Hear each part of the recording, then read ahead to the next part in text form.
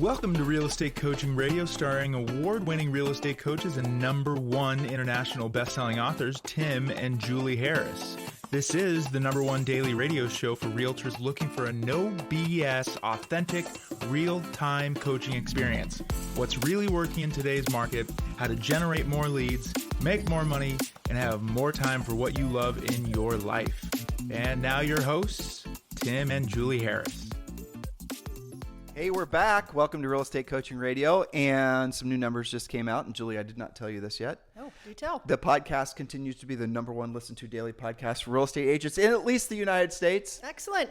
Sounds like they like what we're telling them. I can pour on some more boring statistics. 93% of all of our listeners are in the United States.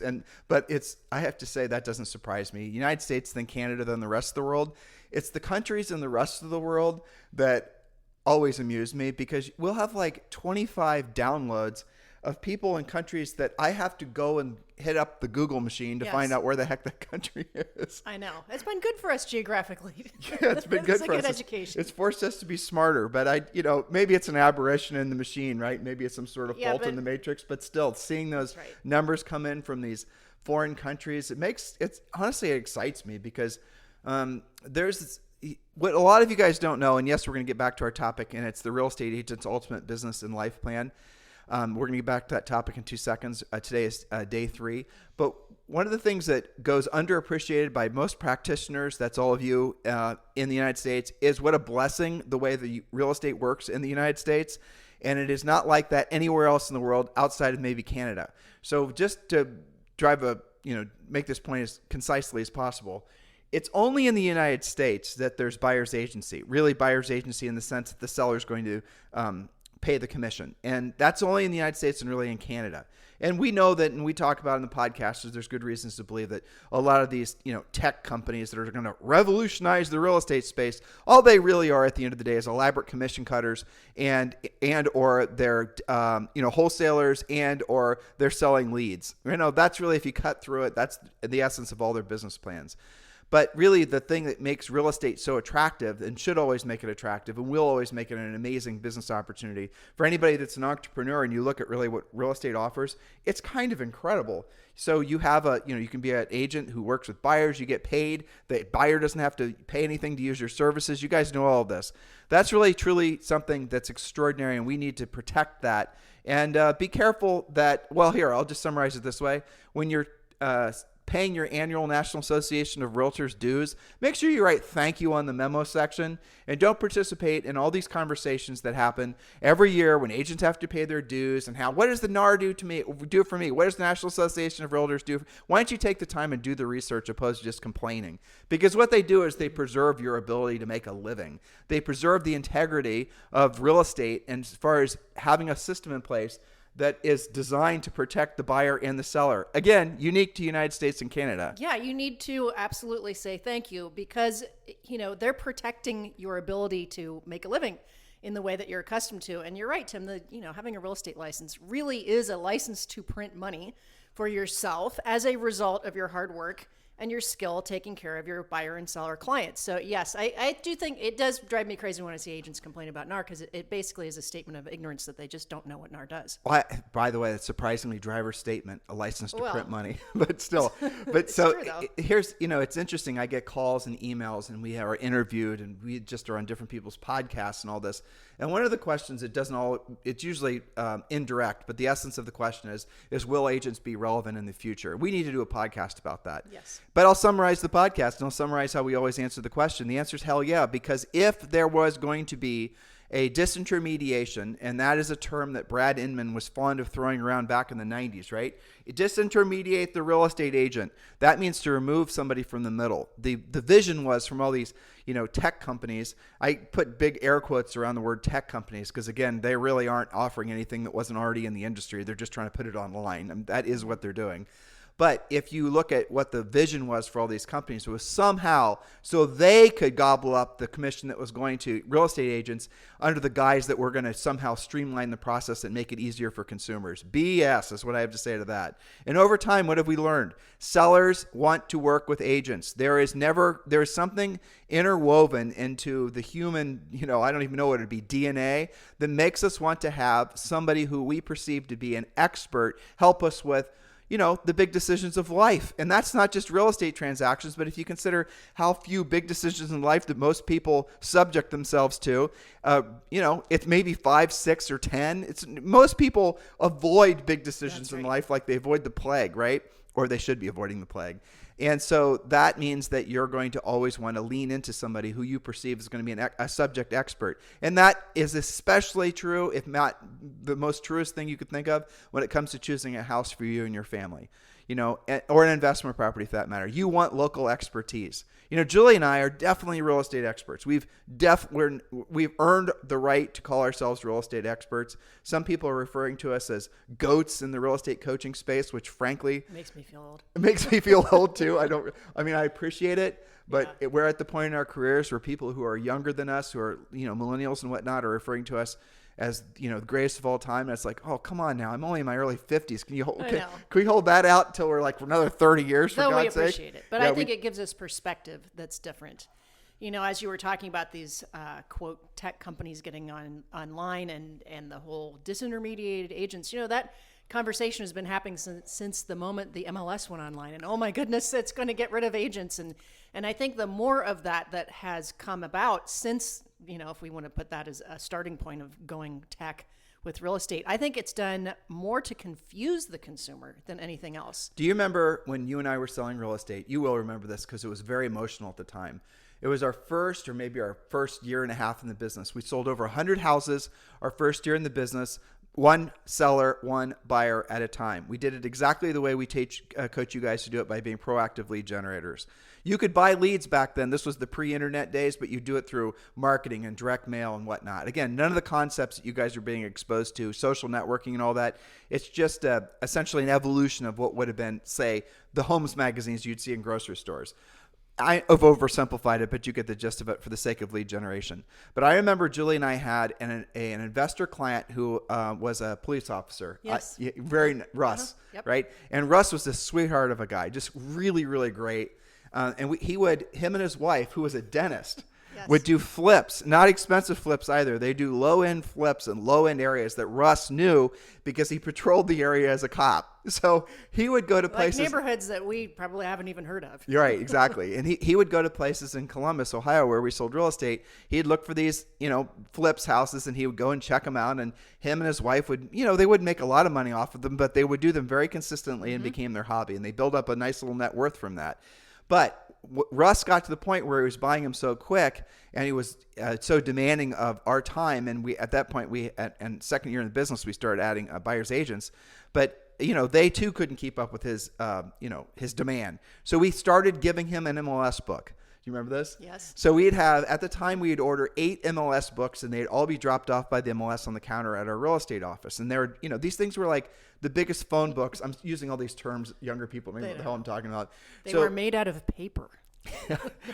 Here, I'll summarize it this way, what Julie just said. So there was these books, and they were huge, and they were, low end, made of paper, and the MLSs would print them. So the MLSs would gather the real estate listings information, and then they would print these books every single stinking week. It was extraordinary. It'd be a tiny little black and white picture with a tiny little description, about 12 of those per page. Yeah, it was amazing. Because amazingly, the entire Columbus MLS was in that book. Yeah, I know. And when we were selling real estate, there was something like 5,000 or 5,500 agents in Columbus, something Crazy. Like that. Yeah. I'm sure there's more now. Mm-hmm. Anyway, moral of the story is we'd have 8 of these dropped off on the counter in our RE/MAX office, and Russ was assigned one of them, and we'd put a little yellow sticky thing on his MLS book. He'd stop by and he'd pick it up. Of course, nowadays potential buyers or investor buyers can go online, but there was this guy in the office, and his name was Mike, and I'm not going to say his last name, who saw what we were doing, and I have never seen anybody so pissed off in my entire life.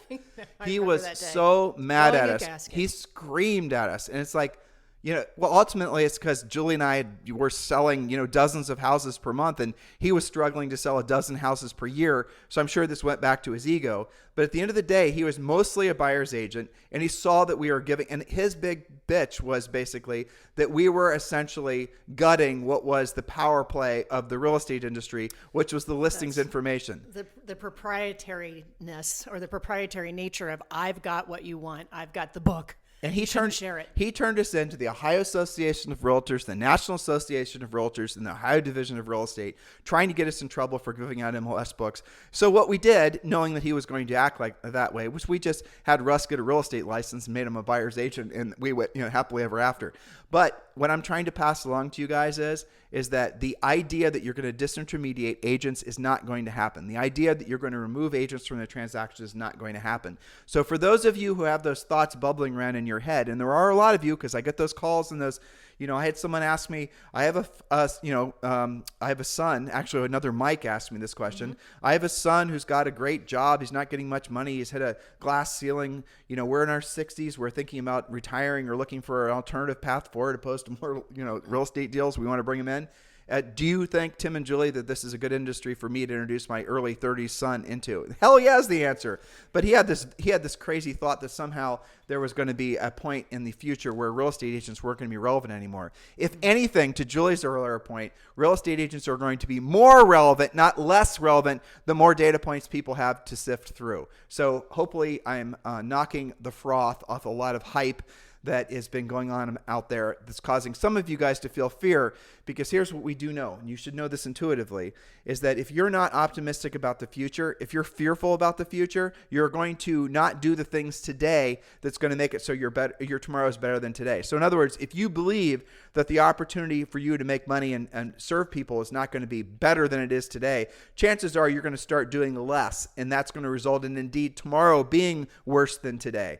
Whereas the reality of it is everything in your life and your personal and business life can be getting markedly better every single day, every single year, if you choose for it to. And it's all a choice. It all goes back to the types of things we're talking about on this week's podcast. So with the time we have remaining, Mrs. Harris, can you please pick up where we left off yesterday? Okay, we're starting part 2. This is all trying to get you guys to be really prepared for success. And I want to remind you of the 7 P's of real estate, which goes like this. Proper previous planning prevents, pitifully, poor performance. Proper previous planning. Yesterday, we talked about the jet taking off analogy and how pilots follow a checklist every time, even if it's their 9,000th flight. So they are prepared. And you want them to be prepared. You've got to be prepared. Point number 1, you must complete your pre-listing package. And here's the thing, it has to be unique to you. Using your standard issue broker-created pre-listing package will not make you competitive enough. Having a digital one isn't good enough either. Digital is for special circumstances only. Use our proven pre-listing package, hard copy, assembled and delivered exactly as we coach you. And if you're not winning every time, your listing package simply isn't good enough. So that is an excellent point. That's making an assumption that they know what the hell a pre-listing package is. I was getting there. Okay. Yeah. So, but that is an interesting fact, though, because most agents now think that they're supposed to be doing everything through video and through digital. That's right. And the reality of it is that, again, you guys got to be thinking like entrepreneurs and looking for opportunity. If everybody is moving towards digital, you need to move towards analog, because you're going to find that the digital stuff all starts to feel soulless. It's all going to feel the same. No one takes, someone's messaged me a PowerPoint presentation yesterday, and the PowerPoint presentation going through it was boring as hell. Now, had they been presenting it to me, I'm sure it would have been interesting. But just the very fact that they thought that they should be sending me some long, drawn-out PowerPoint almost killed the sale for them. And that you would be presenting it to yourself and reading it to yourself, and that you had time to read it, and that it opened correctly. All of those things, right? A pre-listing package is your silent salesperson if you do it correctly. A pre-listing package is designed, our pre-listing package is designed to remove all doubt and answer all the toughest, gnarliest questions that you live in fear of having asked of you. Otherwise known as objections, right? Exactly. An objection is an unanswered question in the mind of the prospect.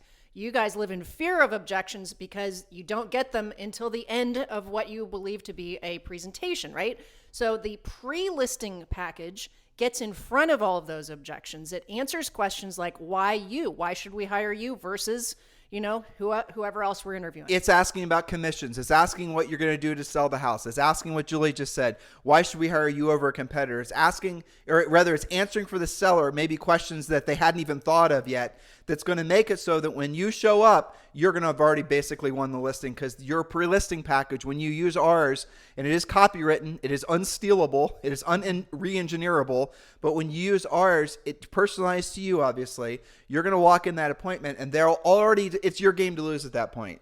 Because you'll have followed our pre-listing, you'll have essentially generated the lead, you'll have pre-qualified the lead, you'll know all the hot buttons for the seller, what the house is worth, what their motivation is if you're competing. You'll have learned to position yourself so that you're competitive in terms of if you're competing, making sure you go last. You'll have sent the pre-listing pack. The pre-listing pack is this waterfall. It's this folder that opens up, and all these pages are elegantly laid out, and the seller can then pull out the pages that they're most concerned about, answering the questions that are most relevant to them. Because what a good presentation is, it's the logical end, to Julie's point, the logical, non-emotional end to a really good presentation. You got to remember, the seller ultimately is only caring about what you can do for them. You guys are so addicted to believing that people are paying for a service. They're not paying for a service. They're paying for a result. You have to remember that. Your competitors think that the seller is paying for a service, and so they pitch themselves too aggressively. It's about them talking about themselves and all this other stuff, them and their dog on the beach and all this stuff. The seller fundamentally does not care about that. They want to know what you're going to be doing for them. When you can remember that and you can have your pre-listing pack do most of the heavy lifting for you, you will win at such a high level. People will think that somehow you're gaming the system. And you'll stop hearing objections that freak you out. Now, here's the thing. Why do you think that sellers go after your commission and sometimes list based on price? Sometimes it's both, right? Whoever gives the highest price and the least commission. It's because you are not giving them a great presentation, which educates them on everything Tim just rattled off. Why choose you? What makes you different? How are you going to get a better result than someone else? Because you haven't demonstrated that. What happens is the sellers hang on to those objections. Remember, those are unanswered questions. Until the end of the presentation, they didn't listen to anything that you said, and then they blast you with your objections, and you end up walking out the door saying, thanks, I'll follow up in a couple of days, and losing the listing because somebody did a better job than you, or even worse than that, the seller decides to sell it on their own. This all is skills, guys. What we're describing to you is skills that you have in your head, but also your system. Your entire real estate system is based on skills. When you become a premier coaching client, you are going to essentially have access to the complete real estate system. Everywhere from, it's perfect for the new agent, it's perfect for the seasoned agent, it's perfect for the agent that wants to build a team or a business. It's perfect for everyone that's in the middle. The reality is our coaching system has evolved over the last couple decades and now has proven itself to work in all price ranges, all market conditions, all interest rate environments. It does not matter. Hell, the coaching system even thrived during, a pandemic. A black swan event. Right. And the announcement of an alien invasion, not an alien invasion, but alien visitations last year. Alien existence, at least. So, yes. And by the way, that did happen. Google that. The government did come out and say aliens have been visiting us. So, so if you're pre-listing package would work on them too. If you're an alien pre-listing package. That's right. Oh man, we need to do that as a joke. But here's the thing, and I know that we need to wrap up. We've got a call coming. So the pre-listing package is included in coaching, and we even have somebody to help you assemble it and make it look beautiful and personalized to you. That's not the only part of the system. Of course, we have a formal listing presentation, even a buyer presentation, so you guys can stop saying crazy things like buyers are liars and all that kind of stuff that gets you stuck. The buyer presentation, all the scripts, the skills, etc. So I don't know why somebody would wait. It drives me crazy that there are people in the world who think, and worse, coach or train, that taking 50% of your opportunities is okay and normal. Well, that's horrible, but it's even worse than that. They're being trained to think that if they have somehow created some sort of false influencer status within the prospective seller's mind, the seller's automatically going to list with them. I know. There are so many lies that are basically being tossed at all you guys, especially this time of year. Open up your email and look at all the pitches you're getting. Look at all the cold calls you're getting. All that stuff is basically people trying to leverage the fact that you don't know how to be a proactive lead generator, that you don't have essentially the ability to generate your own leads, pre-qualify your own leads, and then they're making fortunes off of your ignorance, basically. They're making fortunes off your lack of skill. It's all completely up to you what you guys want to make the next few years of your lives like. But we're here to tell you that the real estate opportunity is just going to get bigger. Look, guys, Go back and listen to our podcast that we've done on the topic of why real estate over the next 10 years is going to be probably the best business for any small business owner. It's extraordinary. So in the meantime, here's your homework. If you've not yet downloaded your 2022 Real Estate Treasure Map, please do so by texting the word Harris to 47372. And when you do, you're also going to be entitled to a coaching call with one of our new member coaches. So text the word Harris, our last name, Harris, Harris, to 47372. And when you do, we're going to text you back a link. You do have to say yes to the link, and then we text you again, and we send you the download. Just following all the rules. And remember, data and message rates may apply. So go ahead and text the word Harris to 47372. Guys, listen, this is your year. This is going to be the best year of your lives if you take the actions now and you essentially choose to make this the best year of your lives. Stop looking for internal and external reasons why this will not be the best year of your lives. Latch on to the reality that the best year of your real estate business and your real estate success, but most importantly, the benefits you get from the services you're providing to other people, the best years are still ahead of you. You have an extraordinary life this year and every year after that if you choose for it to be. There will be headwinds. There will be challenges. But the thing is when you've got momentum in your real estate business, when you've got consistent cash flow, all of those would-be challenges are a hell of a lot less egregious to get through than had you basically still been struggling to make money. So please listen to your coach or your future coaches, and please understand that your life and this business is what you make of it, and we're strongly encouraging you, and this is me being really direct, but this is the bottom line. We're strongly encouraging you guys to stop wasting time and become one of our coaching clients. It's proven to be one of the most assured paths to the top of the mountain that you're going to find. It is not trial and error. It's not sampling. It is actual, real, honest to God, drilled down work that's going to result in real, honest to God, drilled down results. Isn't that what you want? So go ahead and text the word Harris to 47372. Text the word Harris to 47372. And remember, message and data rates may apply. And also, if you really want to jump to the head of the line, just go over to timandjulieharris.com and become a coaching member. Click on coaching, click on Premier, and you are good to go. That is our strongest suggestion we have for you today. We're going to pick up where we left off tomorrow. In the meantime, you guys have a fantastic day.